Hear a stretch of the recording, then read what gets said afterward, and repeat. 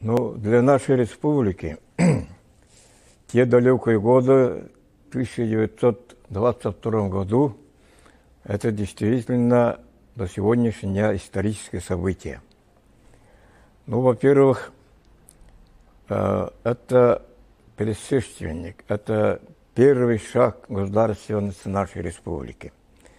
Поэтому мы сегодня обязаны благодарить наших великих сыновей Якутии, Максима Амосова, Платона Юнского, Исидора Варахова, Степана Ржакова и многих других соратников, которые очень длительное время после дискуссий, после доказательств, после многочисленных приемов у руководителей Российской Федерации, Союза, наши добились.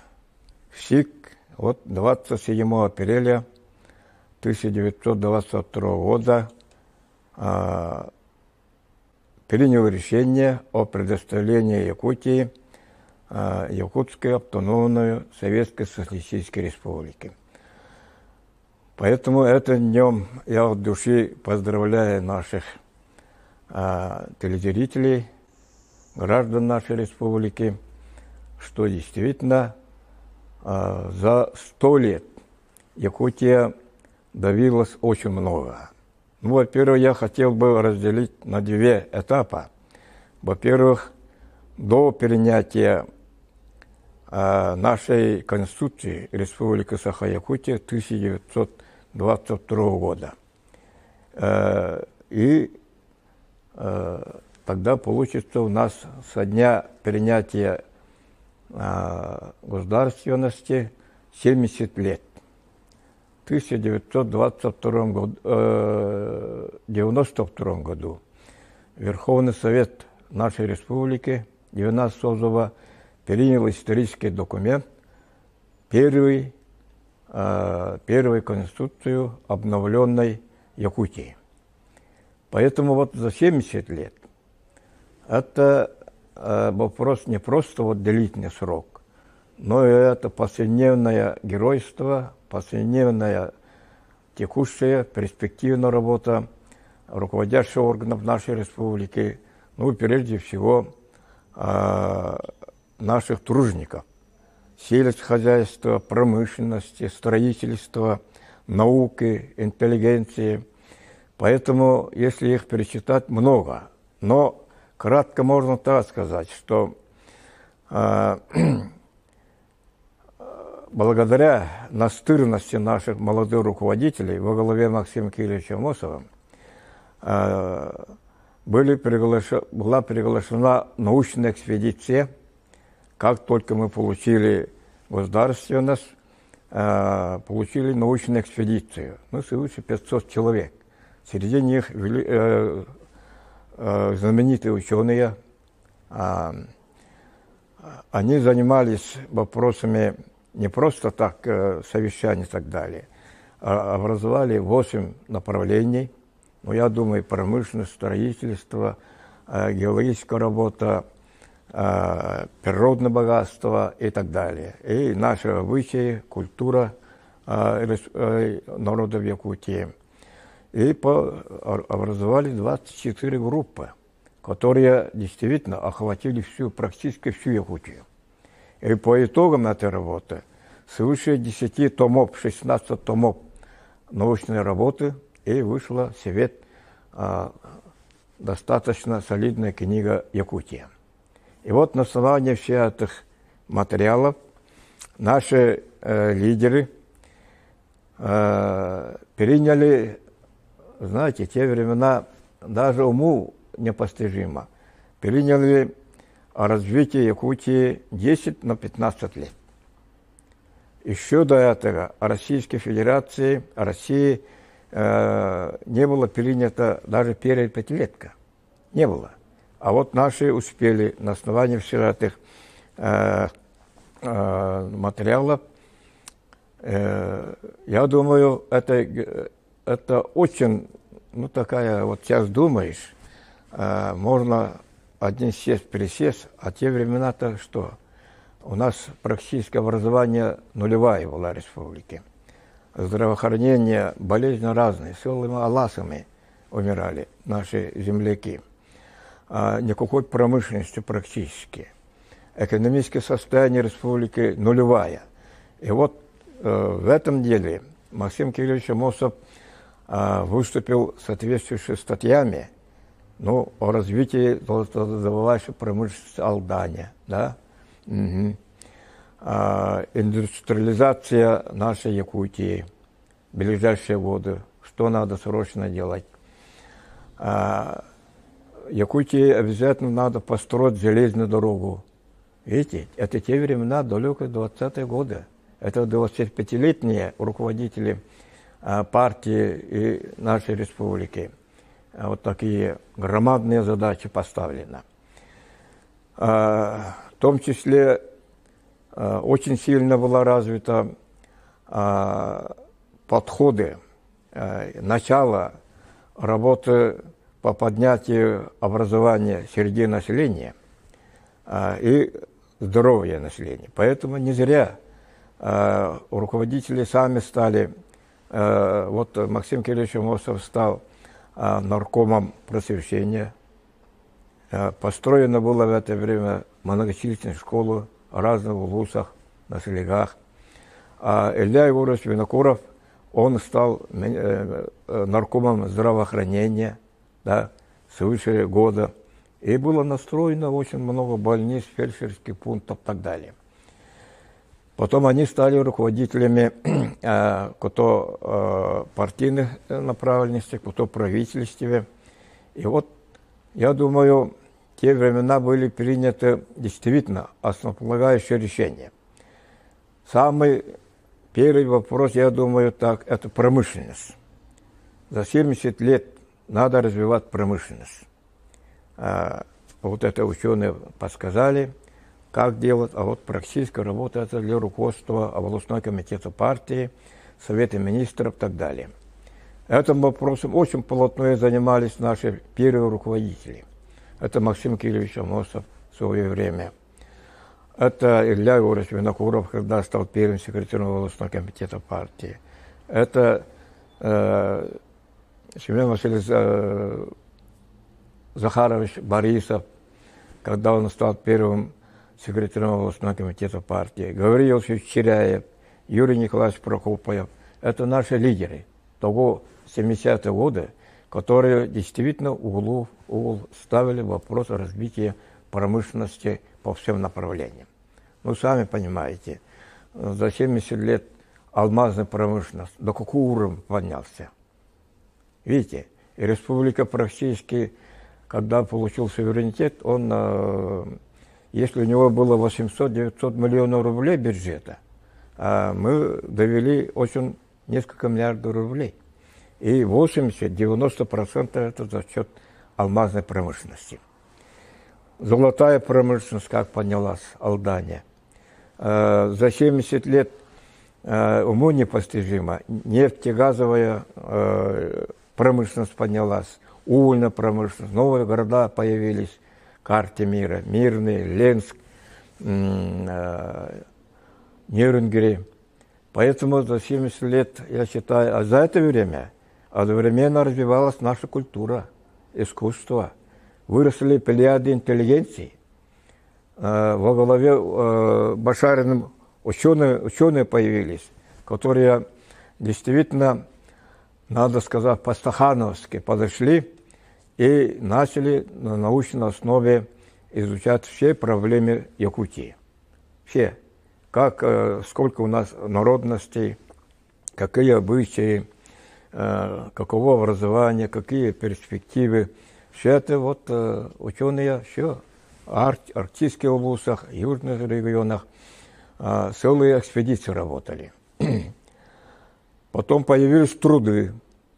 А интеллигенция, культура мы называем вот, возрождение наших истинных культур, которые действительно мы давно забыли. Да. Поэтому я считаю, что за 70 лет, да, при советской власти, большей части, была достигнута огромные успехи.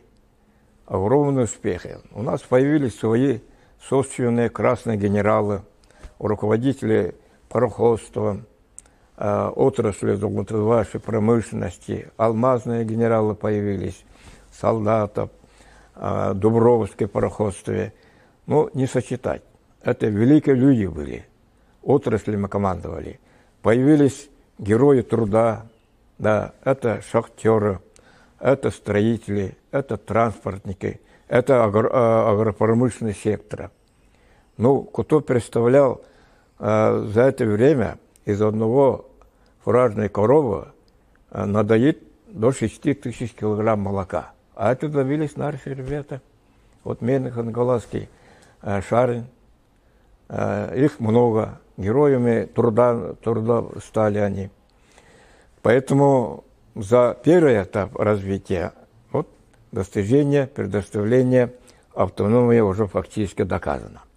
Но второй этап, я вот сам лично думаю, это начало берет от принятия новой Конституции 1992 года, Республика Саха-Якутия.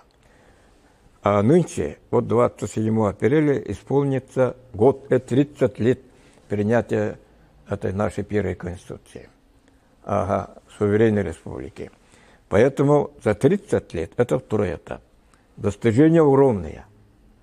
Независимо от трудностей, независимо от таких труднейших моментов Российской Федерации в целом, в мировом масштабе, Якутия нашла свое место и начала развиваться. Это благодаря народных депутатов Верховного Совета 19 созыва, легендарный, надо сказать, которые приняли Конституцию, подписано под руководством президента нашей республики Михаила Ефимовича Николаева федеративный договор, который нам дал очень многое права, особенно по собственности.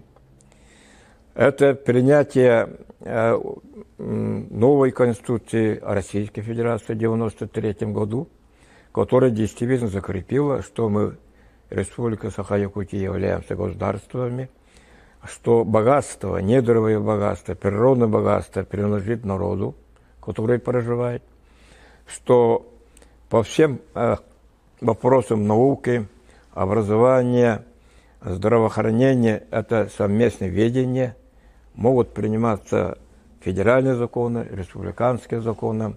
И таким путем мы вот 30 лет добились тоже масштабных, больших изменений. Да, были времена, когда действительно были трудности очень. Ну, во-первых, под диктовкой Соединенных Штатов Америки было запутано строительство Российской Федерации. Каким пойдет Россия? Поскольку мы с Россией очень связаны, испокон веков. Так, и мысли не было, что отделиться от России, уйти куда-то. И вот поэтому мы очень не только боялись, но и очень заботились, чтобы у Российской Федерации была достаточно крепкая позиция. Но так называя демократов так запутали во главе Чубайса, который удрал за границу сейчас со всеми своими богатствами. Гайдаровщина, который нашу вот, не только промышленность, в целом экономику хотели по западным принципам. Частная собственность на все, приватизация, рождение олигархов, которые сегодня есть. А по идеологическим соображениям направления, конечно, большая путаница. Это умышленно. Все наши культурные достижения, великое завоевание искусства в России было брошено на самотек, ученая программа изменилась и так далее. Это можно читать.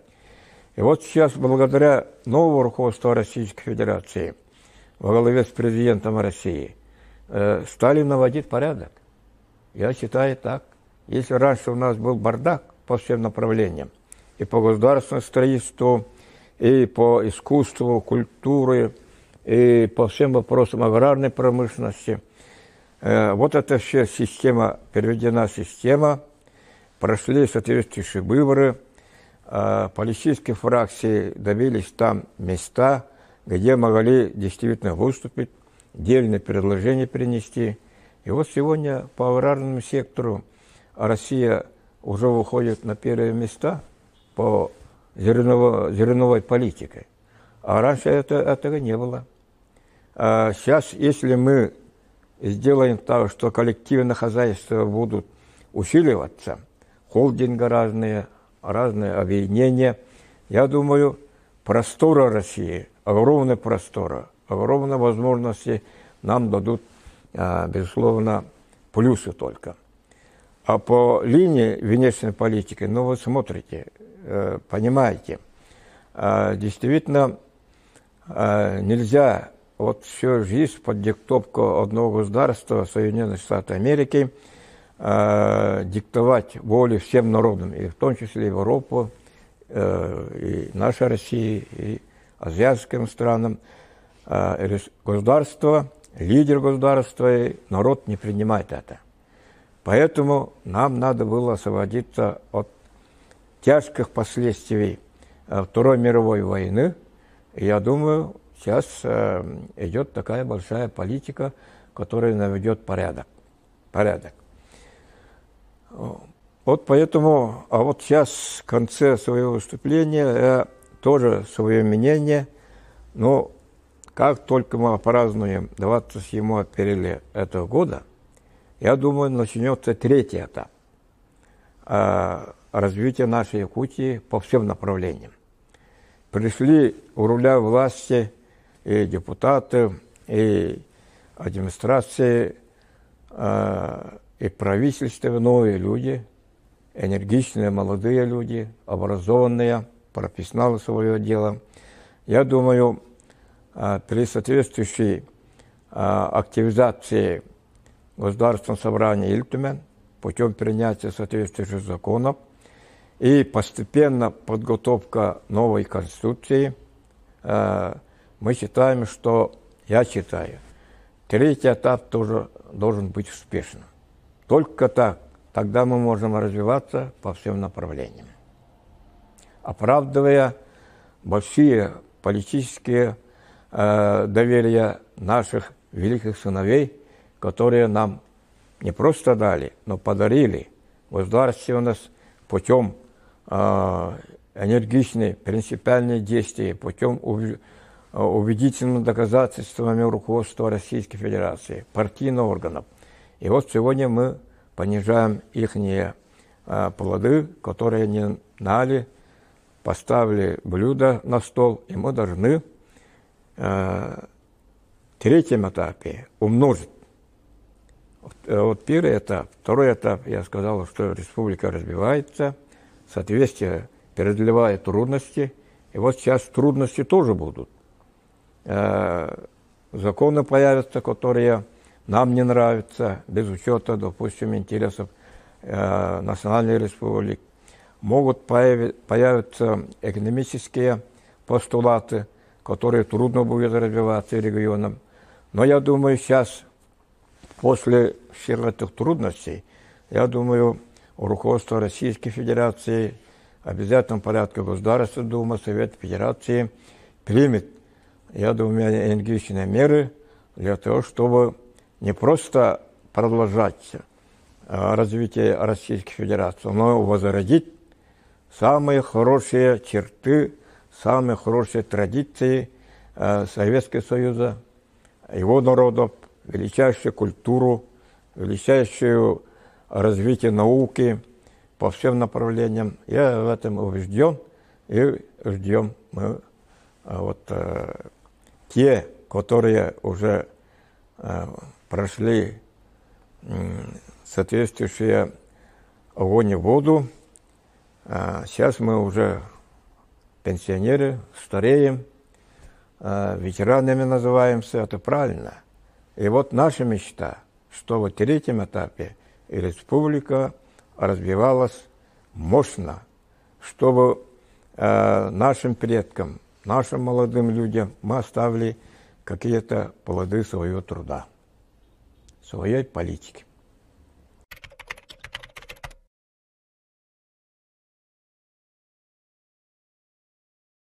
Но они яркие политики были. Это самородки. Вот Максим Кириллович Амосов, он на Намской земле родился, вырос. Я сам Намский, очень горжусь, знаю его историю, родней, дочерей.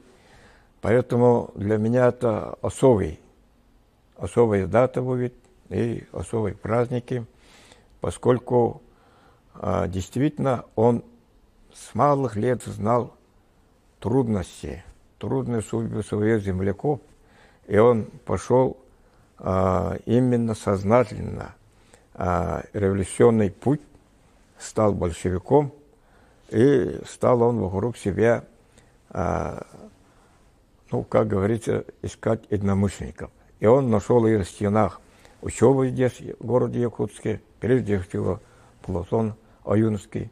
Это наш самый уважаемый, можно сказать, не только политик, не только государственный деятель, но и интеллигент номер один, который действительно воплотил вокруг себя нашу культуру, наше образование, наши интеллигенции, черты, наши традиции якутского народа.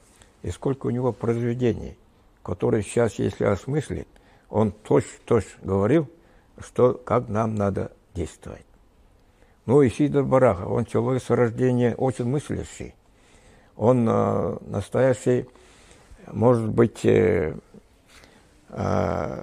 как сейчас вот академическое образование, но он знал очень изнутри, что такое экономика, что такое хозяйство, что такое путь найти, вот рычаг, которым бы республика Якутия наша стала бы мощным государством. Он и знал, что республика очень богатая, тем более после работы этой научной экспедиции. И вот он один из таких организаторов хозяйственной политики, экономической политики в целом. И когда он руководил республикой, вот по всему этому направлению мы шли. Поэтому я считаю, что вокруг Максима Кирилловича Амосова действительно собрались гордость нашей нации, люди, которые действительно мы им верили. Мы даже когда были на младших классах учились, мы даже там не верили, что вот такие люди, Максим Кириллович Амосов, Платон Аюнский и другие, стали врагами народа, понимаете? И нас заставляли вычеркнуть их на портрете, в книгах и так далее. Такие люди были. Но и были учителя, которые с этим не соглашались. И они нам говорили, это великие люди. Я помню, когда в 10-летнем или 9-летнем возрасте, 10-летнем, наверное, около клуба стоял народ, и они разговаривали и говорили, вот недавно был здесь у нас Илья Егорович Винокуров. Он прошел, посмотрел поселок наш Хамагатинский. Он уже после, когда он стал работать руководителем Якутселестроя, он строил очень много объектов, в том числе вот на родине Намском Лусе. И он проходил руководством Лусов и смотрел, что как надо делать. Вот это у меня очень запомнилось. Они, оказывается, не просто сидели в кабинетах, но и были гуще народа. В те времена вот наш очень уважаемый человек Андрей Васильевич Кривошапкин, наш народный депутат, не только республики, но и Государственной Думы, известный, вы знаете, он говорил мне, что большая экспедиция, ну не экспедиция, большая группа людей на оленях, на лошадях прошли около их деревни. Это Севенкюль, это Ковяйский луз сейчас. И он сказал, что старшие товарищи сказали, что во главе их Максим Кириллович Амосов был. Вот они, оказывается, вот обходили, смотрели места, где действительно можно строить, развивать промышленность, где что надо делать. И вот так и до сих пор. Я помню очень, когда первый президент от республики Михаил Ефимович Николаев, будучи министром, секретарем обкома партии по селу и потом министром сельского хозяйства, ну, досконально он по приезду, в те времена мы районово работали, буквально хатонах, пастбищах, там, лугах, где какая работа ведется, что надо делать. Ну, экономические вопросы поднимал, экзаменировал специалистов сельскохозяйства. И мы подтягивались все, поскольку он нутром чувствовал и знал, как надо делать. Это далекие 60-е, 70-е годы.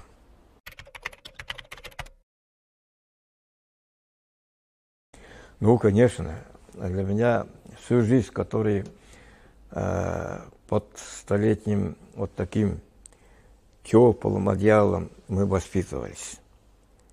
Понимаете, это мы, местные жители, все стали образованными, понимаете.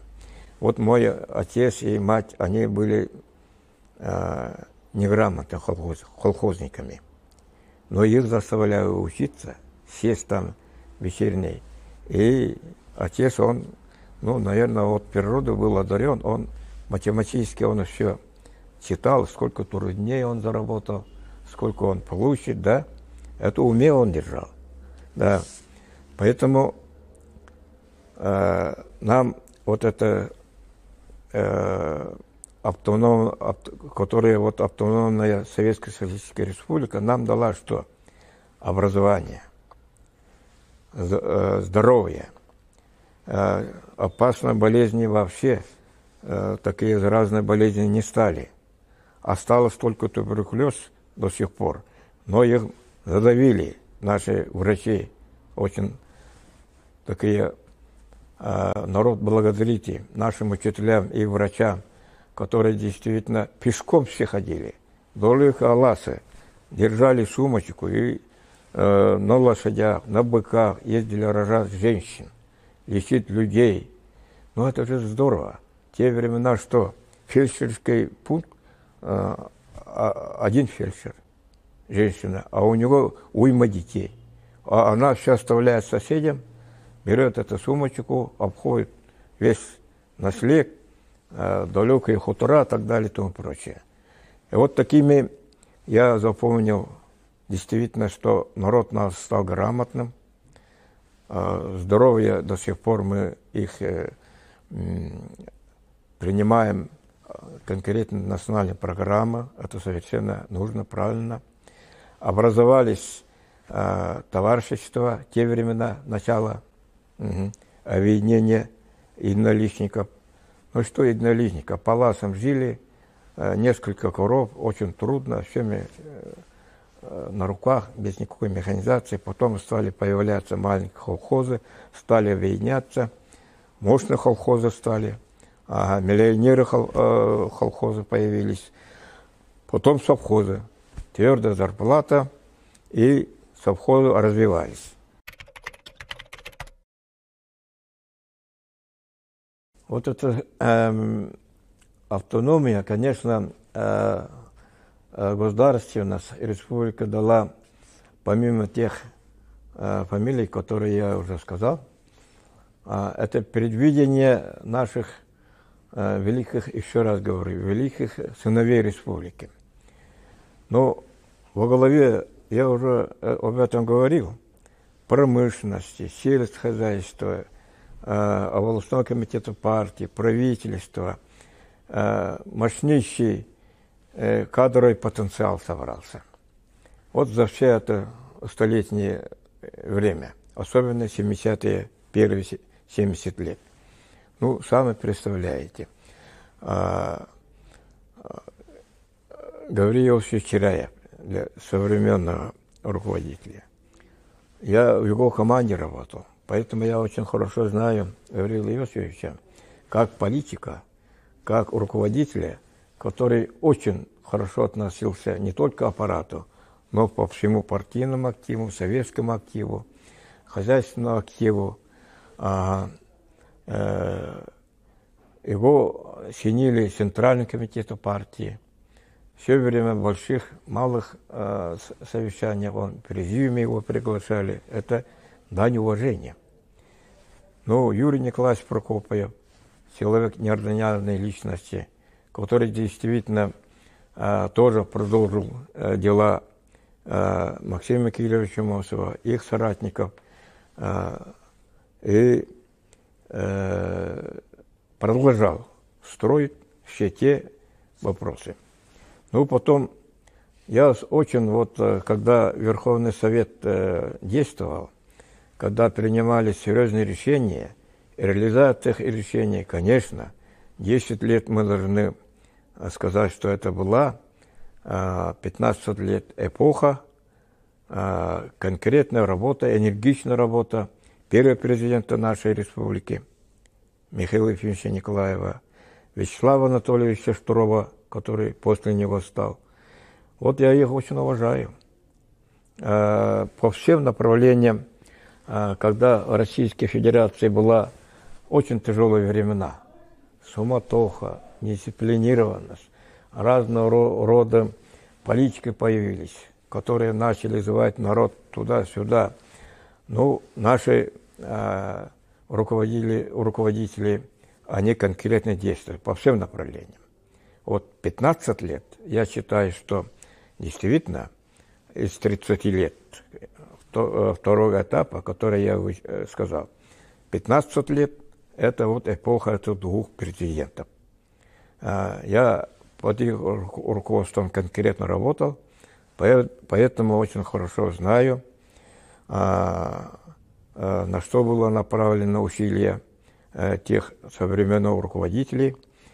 Поэтому я думаю так, что эстафету их и в те времена, и у нас, я еще раз подчеркну, Государственное собрание Ильтемент тоже неплохо работал, действовал. Вот возьмем за это 15 лет Афанасий Петрович Илларионов, юрист, профессионал, большой буквы, был председателем Палаты представителей. Николай Иванович Соломов, это бывший комсомольский партийный лидер республики, человек неукротимого характера, пламенный оратор. Вот он руководил. Василий Васильевич Филиппов, я его до сих пор очень уважаю, поскольку единственный, сильнейший Якутии технический представитель технической науки, доктор технических наук, академик. Но вот они. И еще я тут приплюсовал бы, сказал бы о Виталии Николаевиче Басагысове, единственного представителя Республики Саха-Якутия, который стал руководить алмазной компанией, не просто так руководить, а политическим быть главой, сам знает, что надо делать алмазной промышленности. И он долгое время руководил то есть городом Мирный. Вот. Он стал потом по приглашению не просто вот президента Штурова, но и депутатов, которые его избрали председателем Государственного собрания. Так можно считать. Вот Александр Николаевич Жирков, председатель Пятого созыва Государственного собрания, очень энергично взялся за дело наших отцов, родоначальников образования государственности Максима Кирилловича Мосова. Он этот вопрос первый и очень сильно поднял перед Казахстаном, где он Караганде работал первым секретарем несколько лет. И Киргизии, где он действительно, и его до сих пор считает великим руководителем Киргизии, одним из, но, конечно, не все, а люди, которые знающие его в своих книгах, в своих воспоминаниях, писатели Киргизии оставили, это мы знакомы. Это благодаря Александру Николаевичу поставили там памятник в центре Алматы. Далее были проведены соответствующие культурные мероприятия несколько раз. Большая делегация во главе дочерью Лены Максимовны Амосовой. Она несколько раз была в Киргизии. Но их заслуга Максима Кирилловича, он первый был руководитель, который под его руководством была принята Конституция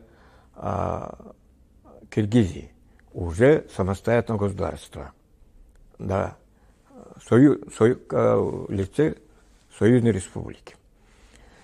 Поэтому вот эту дорогу, конечно, и раньше при советской власти была связь, но очень активно, очень наступательно, настырно вот Александр Николаевич поставил на большие рельсы вот эту политику сближения, содружества трех народов: казахов, киргизов, якутов, ну, вообще интернациональной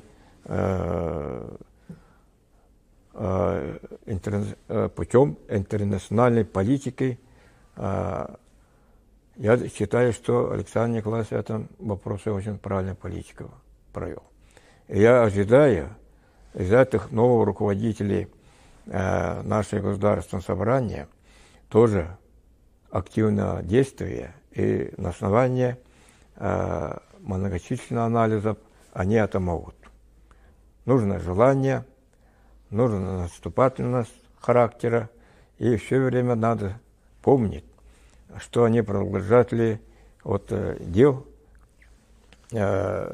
которые действительно мы сейчас живем очень, конечно, трудности есть, но неплохо по сравнению с другими субъектами живем, мы развиваемся. Впереди большие планы, и вот эти планы, если будут сбываться, мы будем считать, что дела, которые первые большевики, первые наши великие сыновья, которые нам дали действительно свободу, действительно дали нам путь, как мы будем развиваться, направление. И самое главное, они утвердили государственность нашей республики, народа.